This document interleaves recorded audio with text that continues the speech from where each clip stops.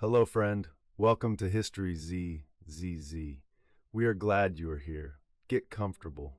Let your body find its weight. Let your shoulders drop. Let your hands rest open. Let your jaw go soft. Breathe in slowly and out. Tonight is one of our mystery nights. Most nights on this channel, we travel to places history has explained, cities and empires and moments we understand, at least in their outlines. We know how they began. We know how they ended. Tonight is different. Tonight we travel to a place where the story simply stops. A small island off the coast of what is now North Carolina.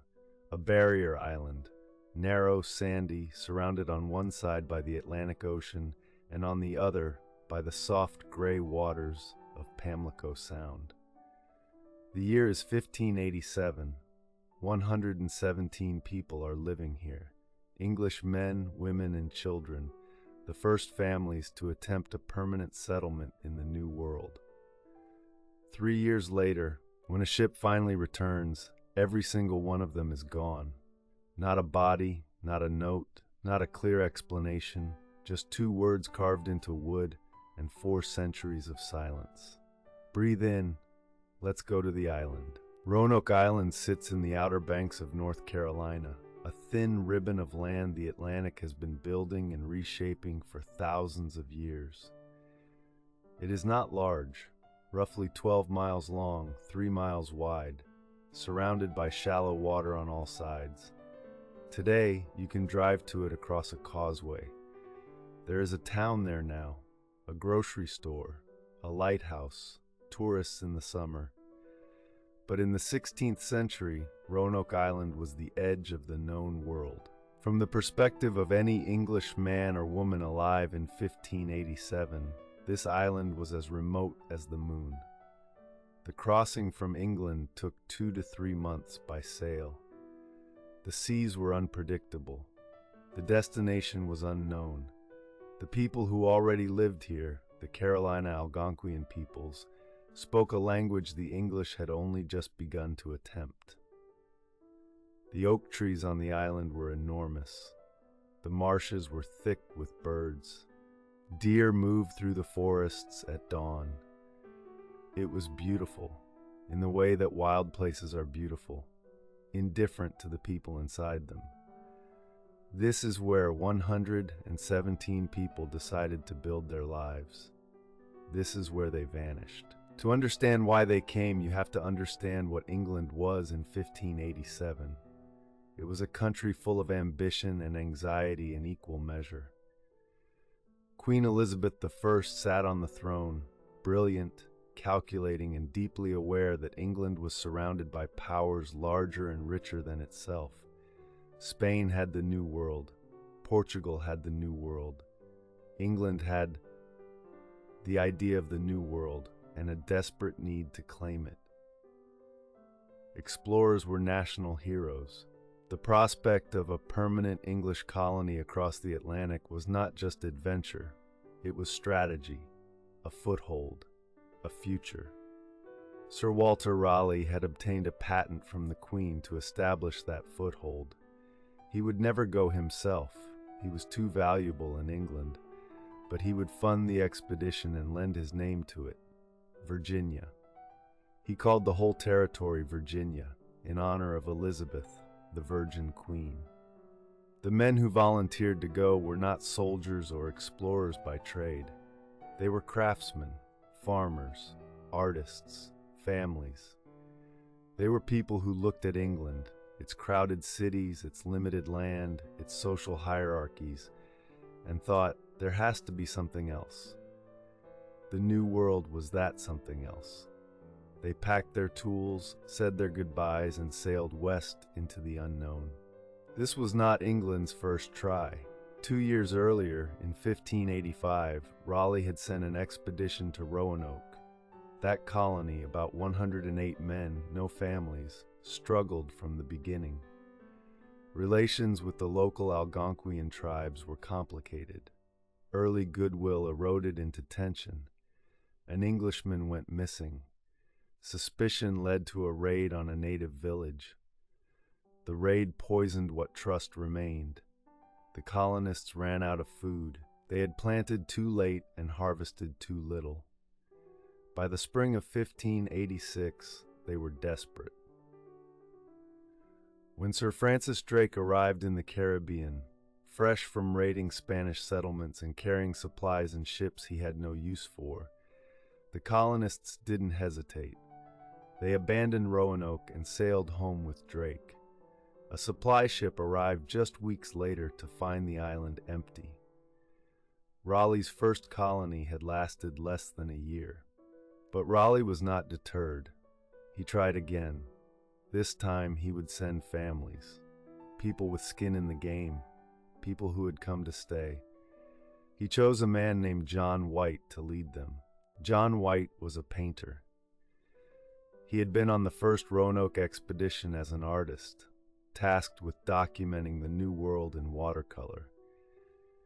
His paintings survive. You can see them today in the British Museum. Careful, luminous images of the Algonquian people he met, their villages, their ceremonies, their faces.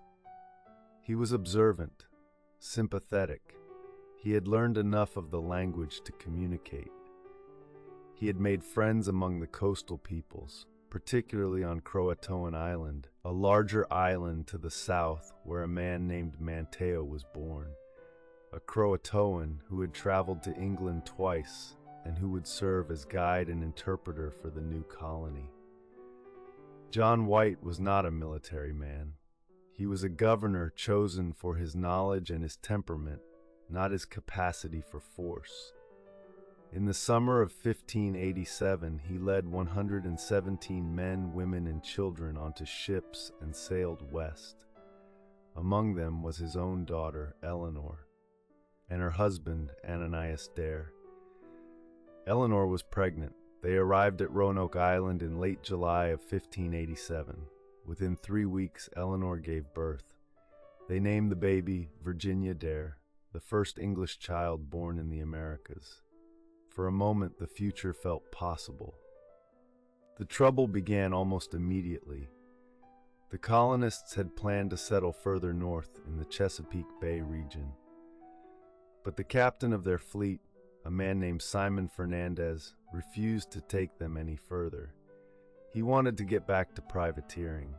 He dropped them at Roanoke and sailed away.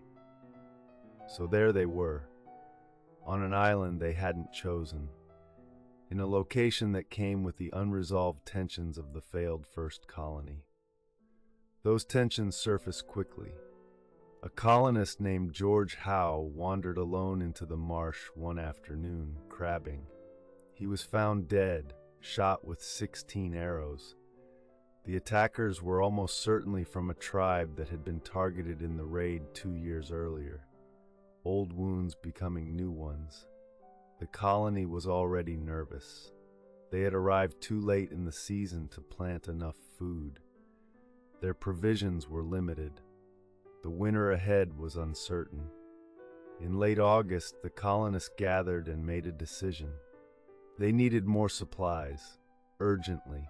Someone had to go back to England and get them. They asked John White to go. He refused at first. His daughter had just given birth. His granddaughter was 3 weeks old. He did not want to leave. But the colonists insisted. They needed their governor to make the request. No one else had the standing. On the 27th of August, 1587, John White kissed his daughter goodbye, held Virginia Dare one last time, and stepped onto a ship. He would not see them again for 3 years, and when he returned, they would be gone. The return trip should have taken months. England was not far in the scope of the Atlantic. A fast ship, favorable winds, a queen who understood the urgency. White expected to be back at Roanoke before winter. Instead, he arrived in England to find the country in crisis. King Philip II of Spain had assembled the largest naval fleet in European history. The Spanish Armada, 130 warships, 26,000 men, was sailing toward England. Queen Elizabeth responded by issuing a royal decree. No ship of any kind could leave English waters. Every available vessel was needed for the defense of the realm. White was trapped. He wrote letters, he pleaded, he argued that the colony would starve without resupply. In 1588, he finally managed to obtain 2 small pinnaces, tiny vessels barely suited for the Atlantic crossing, and set out against the official orders. The voyage was a disaster. The 2 ships were attacked by French privateers. White himself was wounded, twice in the head, and the vessels limped back to England without ever reaching America. The Armada was defeated. England exhaled, but no ship went to Roanoke in 1588 or in 1589. The colonists had been waiting now for 2 years. 2 years without resupply. 2 years without contact. 2 years alone on an island at the edge of the world. Whatever was going to happen had already begun. John White finally set sail for Roanoke in March of 1590. The crossing took months, storms, detours, a long delay in the Caribbean. It was August by the time his ship approached the Outer Banks. August of 1590. 3 years since he had left his daughter on that island. 3 years since he had held Virginia Dare in his arms. As they neared the island on the 18th of August, his granddaughter's 3rd birthday, he must have realized. They fired a signal gun into the evening air. They waited for a response. None came. They tried again. A trumpet. English songs sung into the dark in case the colonists were hiding and afraid of unfamiliar ships. Nothing. The island was quiet. White knew, even then. You can feel it in the account he wrote afterward, the way he describes each step toward shore with the careful language of a man cataloging a grief he hasn't yet named. They anchored. They lowered a boat. They rowed toward land. The water was dark. The marsh grass moved in the wind. No one came to meet them. They came ashore at dawn. The settlement had been built here 3 years ago. A wooden palisade, a cluster of houses, a well, a storehouse. 117 people had lived inside these walls. Now the palisade still stood, but inside it there was nothing. The houses were gone, not burned, not collapsed, but taken apart. The timbers had been removed, the fittings, the windows, the doors, dismantled and carried away. This was not the aftermath of an attack. Attacks leave wreckage. Attacks leave things behind. This was the aftermath of a departure, a deliberate, organized departure by people who had time to disassemble their homes and carry what they needed. White walked through the empty ground where a village had stood. Grass had grown where the floors had been. The well still held water. He found his own chests, buried in the earth, his books, his maps, his paintings, his armor. They had been buried for safekeeping, not abandoned, but they had been opened. Some things were scattered. Rain had damaged his maps. His personal items were in disarray. He searched the entire compound. No bodies, no blood, no weapons left behind, no indication of violence, just nothing. And then he looked up. On a tree near the entrance to the palisade, he saw letters carved into the bark. CRO, 3 letters, rough cut, intentional. He walked to the main post of the palisade gate, carved into the wood in neat, clear capital letters, CROATOA, Croatoan. White had given them a signal before he left. If the colonists needed to move, they were to carve the name of their destination into a tree or post. If they were in distress, they were to add a Maltese cross above the carving. There was no Maltese cross. White was relieved, or tried to be. This was not a sign of catastrophe. This was a sign of a decision. The colonists had moved deliberately with time to plan to Croatoan Island, 50 miles to the south. Croatoan was where Manteo was from. It was where friendly Algonquian people lived. It was, in theory, a safe place for a colony in trouble. White wanted to go immediately. The captain of his ship agreed to sail south the next morning. Then the weather turned. Storms struck the Outer Banks, the sudden violent storms that these waters are known for. An anchor cable snapped, the ship took on water. The captain decided he could not risk the vessel.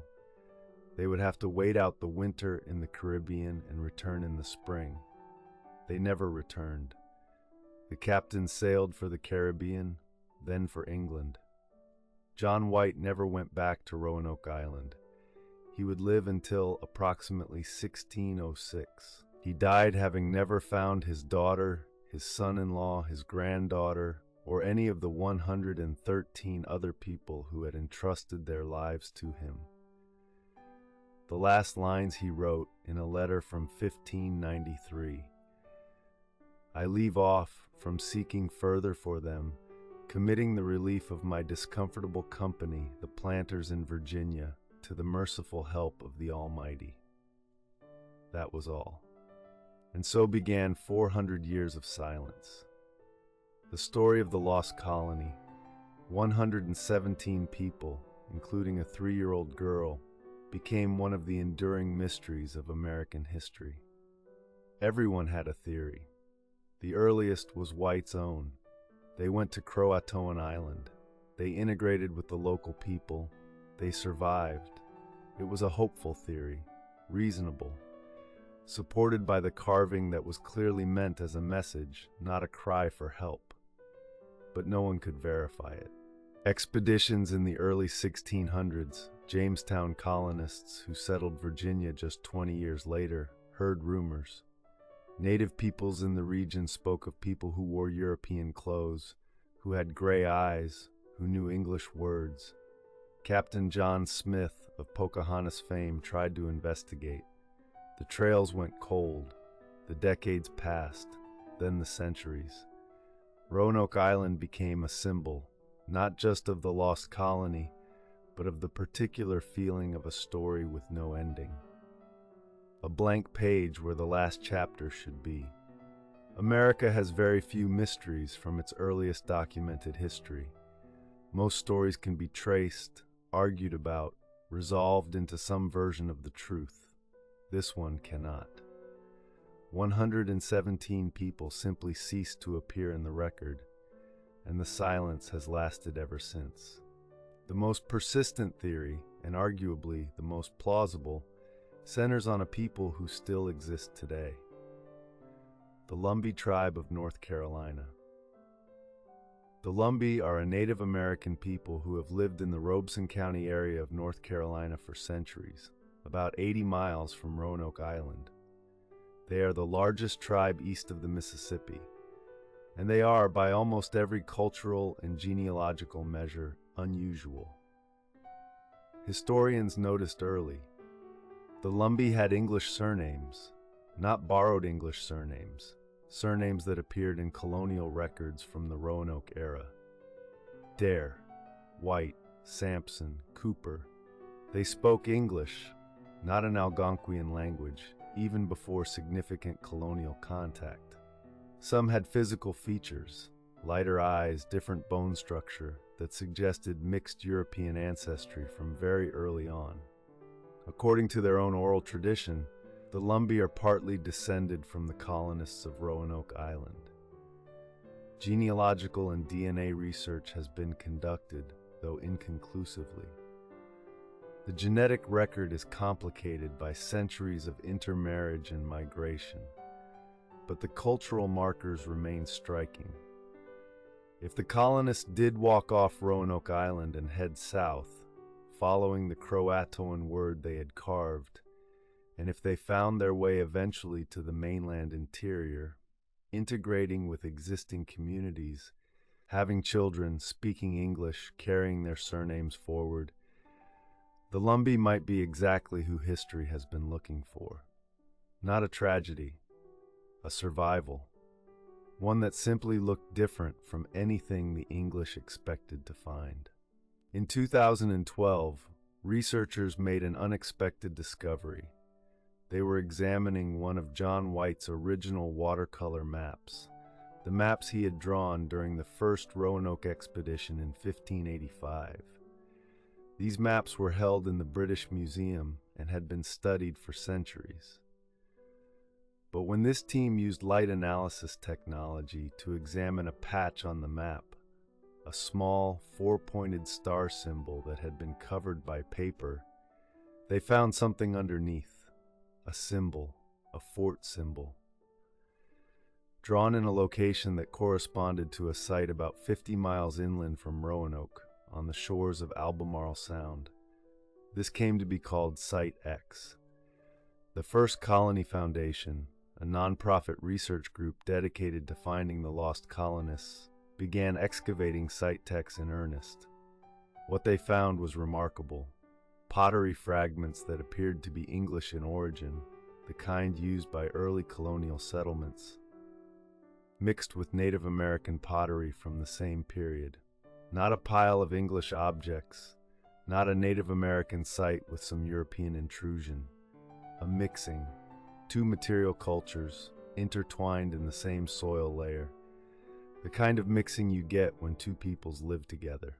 The excavation is ongoing. The evidence is not conclusive. There are no bones, no names, no definitive proof. But for the first time in 4 centuries, there is a specific place on the map where the lost colonists might have gone. A place with a covered symbol on a map. A secret hidden in plain sight for 400 years. Not everyone agrees. The theories about what happened to the Roanoke colonists are numerous, and some are darker than others. Some historians believe the colonists were killed, attacked and scattered by Powhatan, the powerful chief whose confederacy dominated the Virginia region. John Smith was told, years later, that Powhatan himself had ordered the destruction of a settlement in the Carolina area just before the Jamestown colonists arrived. He showed Smith copper and iron objects said to have come from them. If true, it would mean the colonists survived on Croatoan Island or inland for a decade or more, long enough to be found and then to be killed. Others suggest the Spanish were responsible. Spain considered the entire coast of North America to be its territory and had already destroyed a French settlement in Florida. Spanish ships patrolled these waters.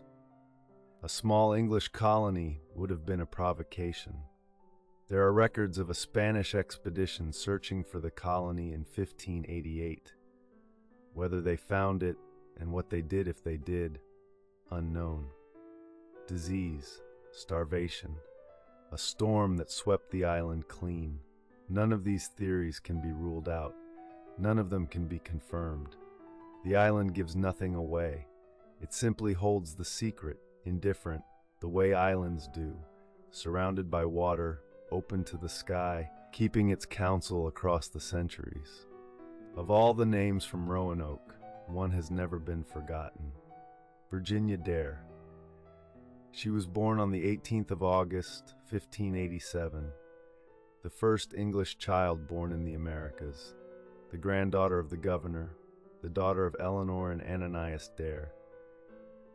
She was 3 years old when White returned and found the colony empty. She would have been 3 years old when whatever happened, happened. Virginia Dare became a symbol in American folklore in a way that went far beyond the historical record. She appears in novels, in poems, in legends. A statue of her stands on Roanoke Island today. One legend made her immortal in a different way.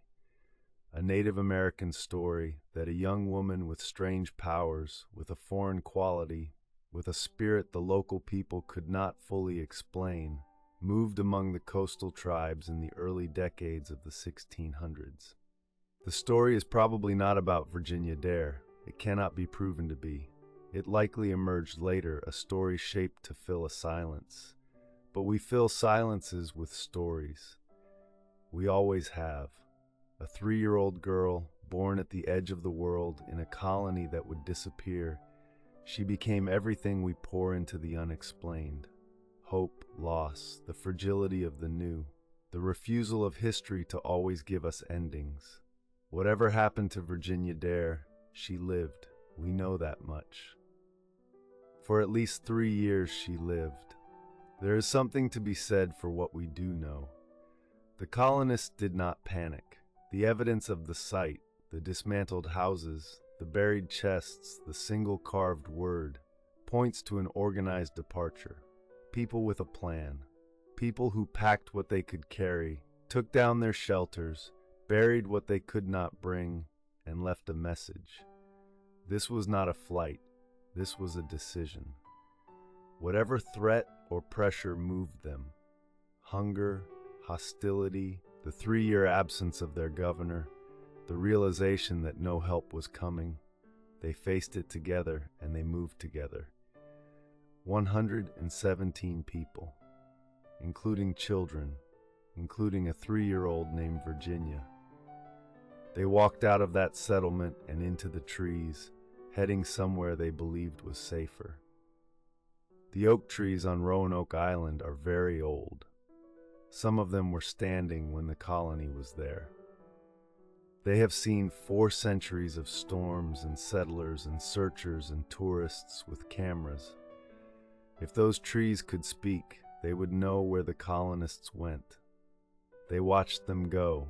They are still watching, in the quiet way that old trees watch, patient, indifferent, deeply rooted in soil that has kept every secret ever buried in it. The trees know. The water knows. We are still learning to ask the right questions. 435 years. That is how long this mystery has been open. Longer than the United States has existed, longer than most countries in their current form, longer than almost any other documented mystery in the history of the Americas. In that time, the world has changed beyond anything the Roanoke colonists could have imagined. The island they stood on is now connected to the mainland by a bridge. The forests they walk through are partly suburb, partly national park. The people of the Carolina Algonquian tribes, the Lumbee, the Coharie, the Hollywossaponi, are still here, living on the same land, carrying their histories forward. And researchers are still digging. The first colony foundation is still at site techs, still sifting soil, still finding fragments that do not quite add up to a full answer. DNA technology improves every year. Genealogical methods that were impossible a decade ago are becoming routine. It is possible, not certain but genuinely possible, that within the next decade, someone will find a piece of evidence that finally closes the story. A grave with English DNA in Carolina soil, a document in a Spanish archive, a genealogical chain that runs clean and clear from a Lumbee family back to Eleanor Dare. It is possible, but for now we sit with the open question. The same question John White was sitting with when he walked through the empty palisade and read the word carved in the post. Croatoan, where did you go? There is something the Roanoke mystery does that most historical mysteries do not. It refuses to be a tragedy. The absence of bodies is important. The absence of blood, the organized departure, the message carved into wood. These are not the signs of a massacre, necessarily. They are the signs of agency. People who chose to leave, who communicated that choice, who prepared as best they could. And survival, cultural survival, biological survival, does not always look the way the people at the beginning expected it to look. If the Roanoke colonists integrated into a native community, they survived in a form that erased the borders between the two peoples. Their children grew up speaking a language their English grandparents didn't know. Their grandchildren may not have known they were English at all. This is what it means to disappear into the world rather than from it.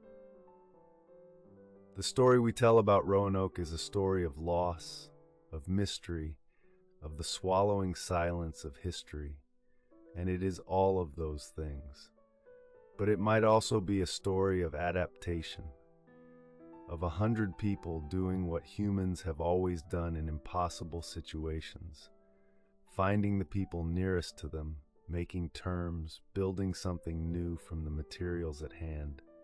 Virginia Dare might have grown up speaking Algonquian. She might have had children and grandchildren and great-grandchildren who never heard the word Roanoke. She might be, in some small percentage, in thousands of people alive today. We do not know. But the not knowing is not only loss. Sometimes it is the shape of a life continuing in forms we haven't found the words for yet. Pamlico Sound is very quiet at night.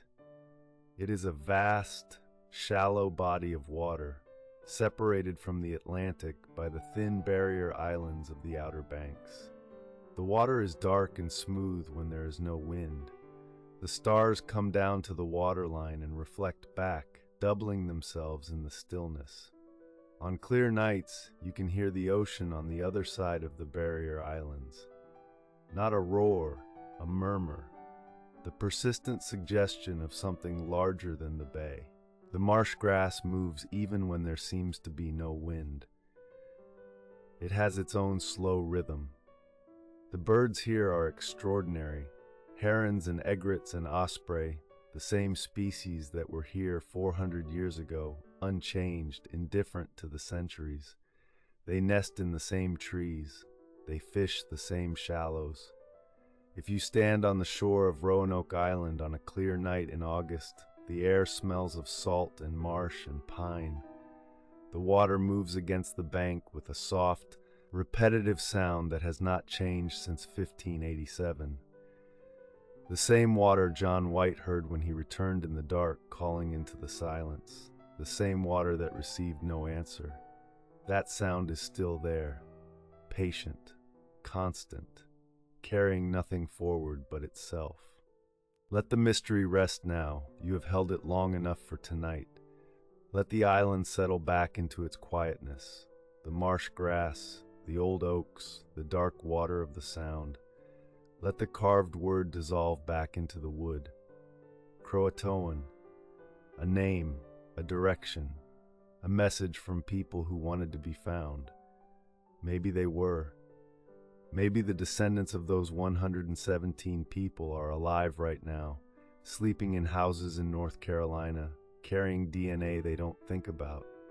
Descended from Eleanor Dare, from Ananias Dare, from a painter named John White, who stood in an empty palisade and read their handwriting on the post.